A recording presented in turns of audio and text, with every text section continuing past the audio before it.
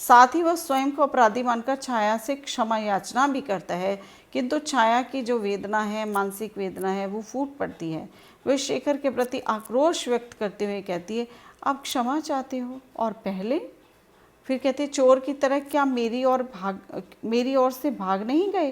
तुम कायर भी थे, तुम्हारे भीतर आशंकाएं भी थी, डर भी था, साहस नहीं था कि तुम मेरी ओर देखकर स्पष्ट बात कहते।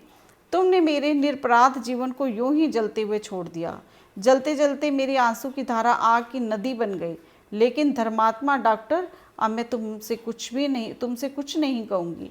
एक बात कहकर जाना चाहती हूँ कि अब मुझे बुलाने पर कष्ट ना किया करो, मुझे अपने ही संसार में रहने दो। और डॉक्टर शेखर जब अपनी पुत्री मंजुल के प्राणों की रक्षा के लिए छाया से प्रार्थना करते हैं, तब फिर वापस से छाया शेखर के प्रति आक्रोश प्रकट करती हुई कहती है, डॉक्टर, कुछ वर्ष पहले की बात सोचो। मैंने तुमसे प्रार्थना की थी, तुमने तिरस्कार किया था, आज तुम प्रार्थना कर रहे हो। बोलो, मैं तुम्हारा तिरस्कार करूं? दूसरे के हृदय को जलाना भी पाप कहा जाता है। अब उस पाप का परिणाम देखने की शक्ति क्या तुम में नहीं है? ठीक है ना। तो औरत अपने हृदय की बात जो है, औरत के हृदय की बात यहाँ लेखक ने स्पष्ट की है।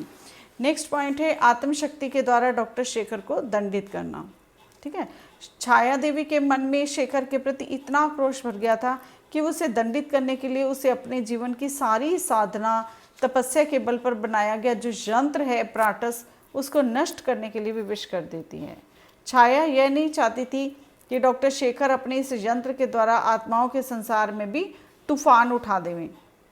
वे मृत्यु के रहस्य को जानकर सृष्टि के नियम में बाधक बने।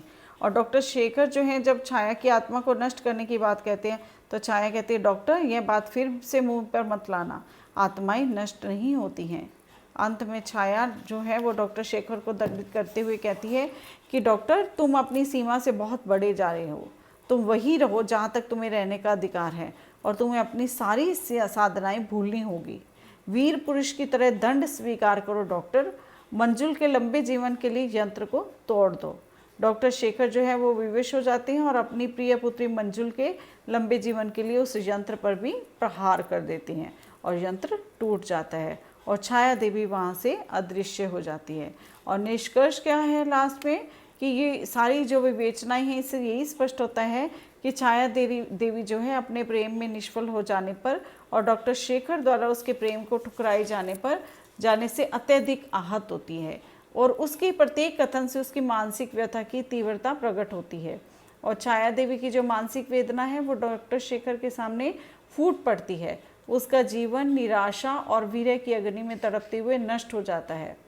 मरने के बाद भी उसकी आत्मा शांत नहीं होती, और डॉक्टर शेखर को दंडित करने के लिए उसके अनेकों वर्षों की खोज से बनाया हुआ जो यंत्र है वो उसी के हाथों से नष्ट करवा देती है।